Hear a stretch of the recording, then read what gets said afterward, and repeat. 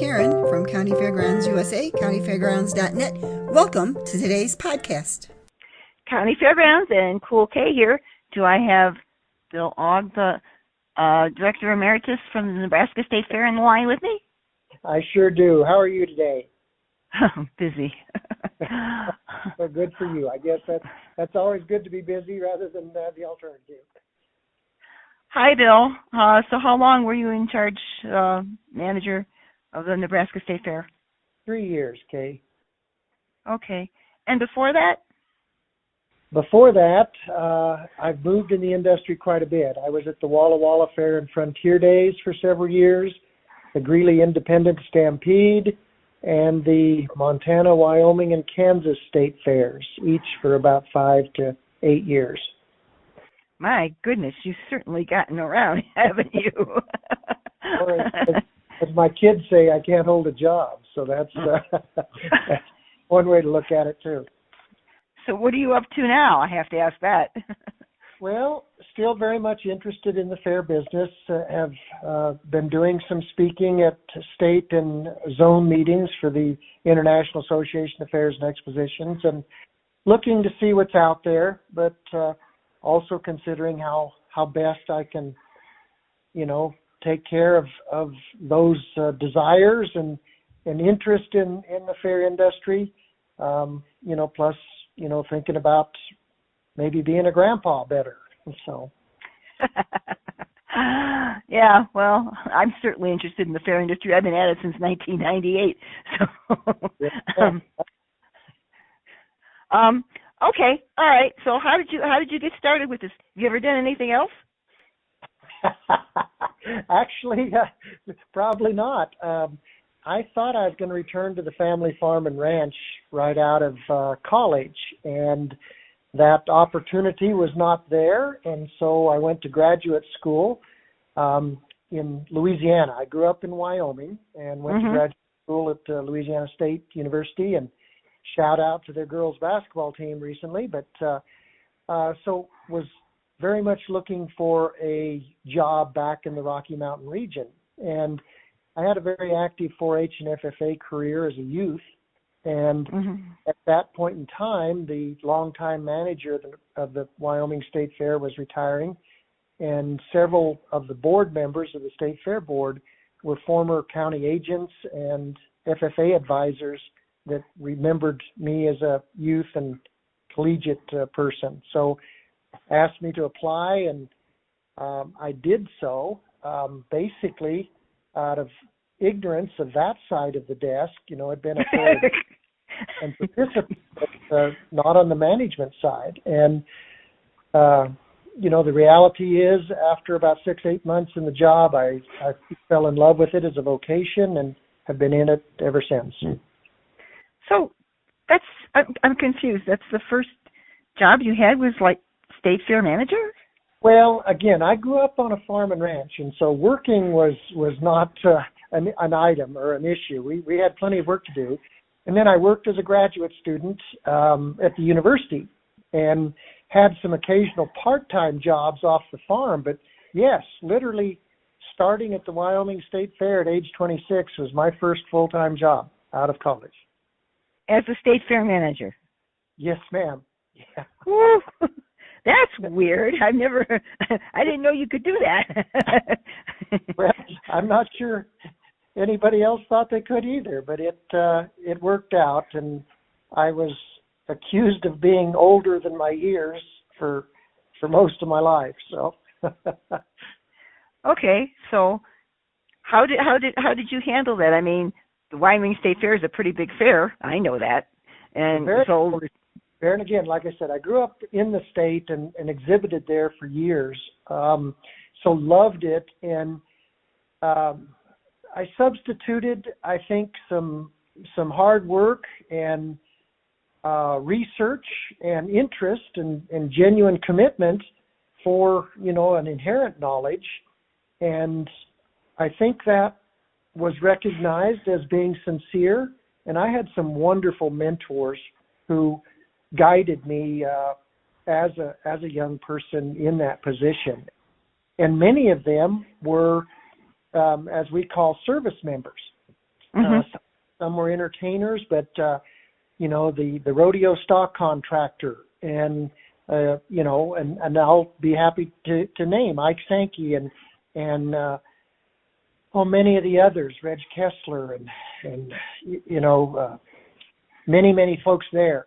The late Jack Hunter, what an awesome mentor and individual and personal friend he became to myself and my family. And he's provided sound and announcing duties for many fairs across the eastern Rocky Mountain region, and had done that for years and years. And he took me under his wing, and I think was very good. And then some fellow fair managers, again, the late Bill Chiazza in Great Falls, and then in Billings, Montana, and Jerry Iverson from North Dakota State Fair, and many others. And as I became active in the our professional association, the Rocky Mountain Association of Fairs, and then the IAFE, others in the industry became really invaluable assets and advisors.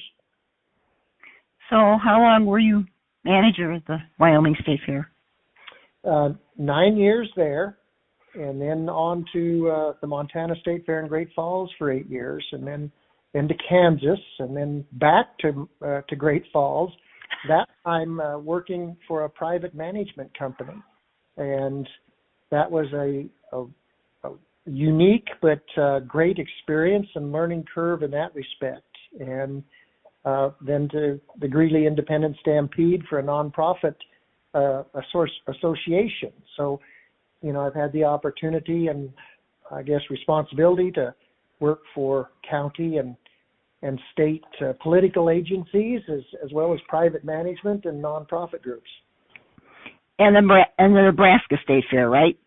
It's a arm's length division of state government, but it is a nonprofit corporation in its own right, and the fair board here is half appointed by the governor and then half elected from the Nebraska Association of Fair Managers.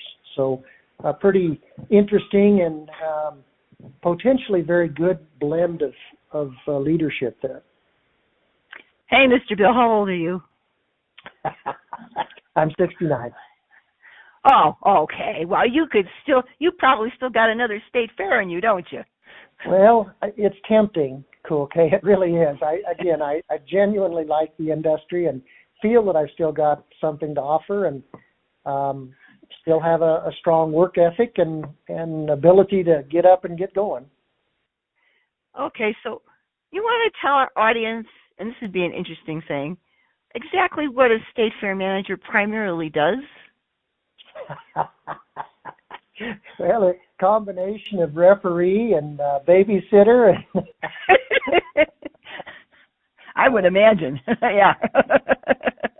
I look at the fair, and it really doesn't matter if it's the state fair or most any of our wonderful county fairs. You are in the manager, the CEO, executive director. Title is irrelevant to me, but you have the opportunity and responsibility to be the conductor for this orchestra that's so important to that community which that fair serves. And of course, for a state fair, it's a large community. Could be, across state lines, and in fact, not just the state. But it's so diverse in terms of the constituency that needs to be served. That's what makes the job, I think, challenging, but also very rewarding and exciting. And the fair has the obligation to be that annual showcase of what that community, and again, using the word community in a broad sense, what that community has produced that year, the cattle, the cookies, the quilts, as I affectionately say.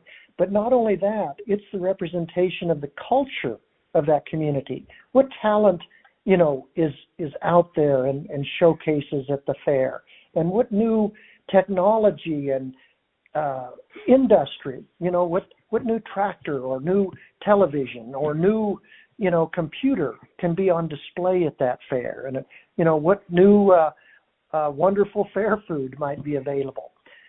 So what the fair manager has to do or gets to do is assemble a team of people that can conduct that. And I think the analogy to an orchestra has merit, because you've got various skills and disciplines among your players in the orchestra. And so getting them to coordinate and communicate and play together, literally play and work, I think that's your primary job. Plus you're serving that community, and all at the pleasure of a fair board. It can change dramatically and politically. I've interviewed a lot of state fair managers in the past years, and I've often wondered about that because, there's other activities that go on at the state fairgrounds besides the state fair. Were you responsible for those, I would presume? In most of the locations, certainly was. And I look at that as very important. The fair is again, to use an agrarian analogy, it's your harvest. And again, one of my great mentors, Ralph Hines from the Los Angeles County Fair years ago, the fair was 80% of their annual revenue. And they worked so hard to build the non-fair. And years later, the fair was still 80%, even though the non-fair had grown exponentially. It raised the fair attendance and fair revenues, proportionately as well. Mm-hmm. The fair is such an invitation to get people, and of course, the closer the radius, the more likely it is to come. But to get those people to come to the grounds, to see the buildings and the facilities, and that just makes it, much more useful, of course, for the fair as a revenue stream and public relations tool, non-fair. But then it's also very inviting for those folks to feel very comfortable and knowledgeable to come back during the annual fair event. So to me, the non-fair exposure is a due diligence that we owe our communities, but it's also a huge marketing tool, an opportunity to, again, get those people to come back to the fair. Yeah, a lot of these fairs have a absolutely huge attendance. So I have noticed that. But, I've also wondered about, sometimes access to some of these fairs is kind of difficult. How did you deal with some of that? Well, in terms of just physical access, CoolKay? Yeah. Well, certainly, and, communities develop and build over time, and sometimes it gets to be a challenge for any of these institutions. The Nebraska State Fair, using it as a prime example, for 135 years, it was located in Lincoln, the state capital there on the eastern side of the state. The University of Nebraska, again, a very important and state institution as well, was surrounding the fairgrounds and needed that space to expand their campus. And so the fair was relocated, 90 miles to the west and more central Nebraska, and now in Grand Island for the past 14 years. But the access point is critical, and in many ways, the fair is a business. And so, that adage about location, accessibility has to be important. And as these fairs grow, many of us have resorted to, maybe with no increase of on-site parking due to being landlocked for various reasons, have resorted to, outside transportation and hosting people and allowing them to park at an off-site mall, or in a lot of fairs' case, at a university or college campus, which, as most fairs are in the summertime, those parking spaces are generally less cluttered or needed, at the time of the fair. And so as an off-site parking area, and then shuttle those people to the fair, either for a modest charge or for free. So, Mr. Bill, do you have any kids? You have kids. we have 4 children, and they're grown now, and 2 of them have children of their own, and again, proud of them and their accomplishments. My wife Patty and I had 3 state FFA officers. All 4 of our kids went to the National 4-H Congress on state, and most were on national successful judging teams and that in 4-H and FFA. So those youth organizations have been a tremendous part of my life personally, and now as a parent, and more important than those kids' accomplishments, now as young adults, they're giving back and, coaching their kids and others in soccer and Little League and basketball and 4-H, and that's really impressive, and we're grateful for them being good stewards and good citizens in their own right. So have any of them had a desire to be a state fair manager? I think they watched the pain and suffering of their dad. But I say that actually in a indirect way. Again, I kind of alluded to it there, but two are very active as 4-H leaders and engaging in hosting livestock shows on their area fairgrounds. One's vocation is an event coordinator for a major ag industry association, and so planning those conventions and planning those field days and et cetera is much like the work that a fair manager does in the hospitality, entertainment, and exhibition industry. Mm-hmm. You were just in an unusual position to get that first state fair management thing, weren't you? And as I get older, I'm not going to use the word mature, but certainly just older. I'm older than you, Bill. I don't know anybody that's that old. Oh, well, thanks. Things happen for a reason, and I'm less, accepting or believing in coincidence. Now we set ourselves up, and we can make mistakes and do things right that we can own some responsibility for. But a lot of times, I think there's a bigger plan out there that's out of our awareness that happens to set us up for hopefully where we're supposed to be. Mm. Well, I've thoroughly enjoyed this interview, and you might just end up as another state fair manager, don't you think?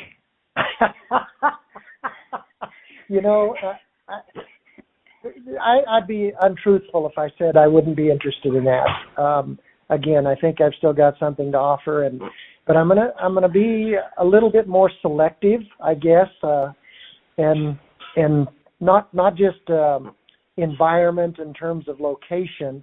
There are parts of the country I'd prefer to live and not to live, but more importantly is the culture of the fair.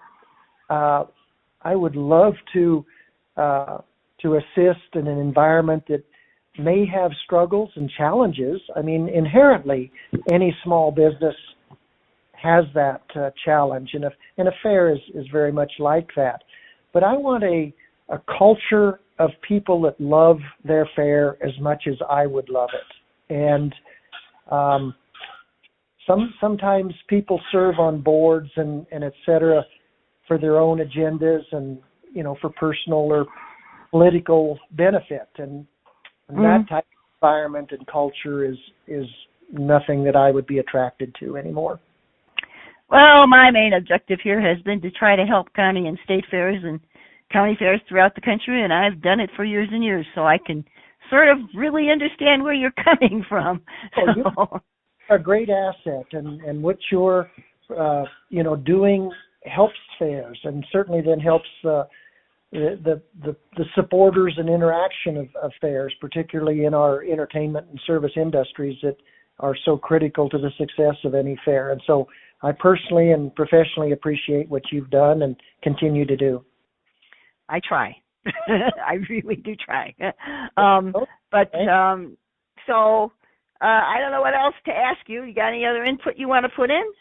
Well, just and I know that, we're kind of preaching to the choir here because, frankly, the bulk of the listenership or readership is people that have some familiarity with fairs already. But I guess as a message to those folks that are in fair management and or serving the fair as entertainers or concessionaires or exhibitors, don't weaken. It's a worthy activity, and stay the course, and again, avail yourself of other people to make the fewest amount of mistakes that you can make on your own, and then have the success and rewards and return that you need from that association with the fair to survive.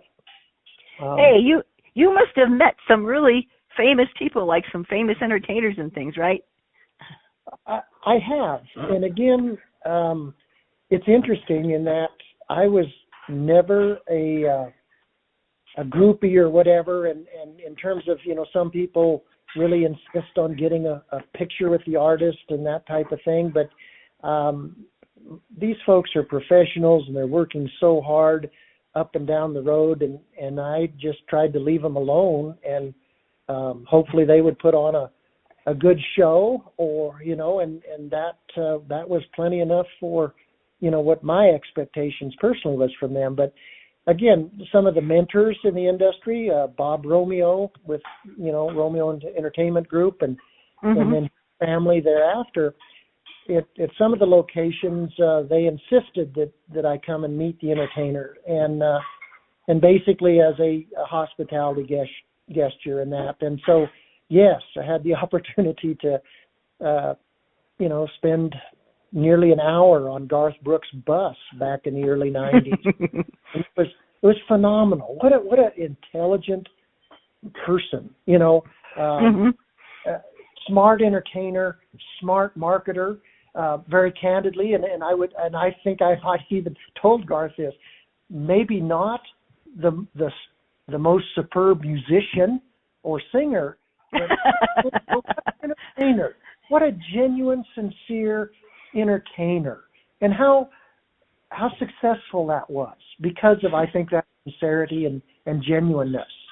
And Reba McEntire, years ago, we lived on the fairgrounds in Wyoming, so I'm going back into the early 80s now, and Reba and her sister sat at our dining room table and jiggled our oldest daughter as a baby at that point on their lap, and so yes, ma'am, and again, I'm throwing out old names, I know, but frankly, those are the most memorable, the Charlie Prides, the Charlie Daniels, the Mel Tillises, what genuinely good people.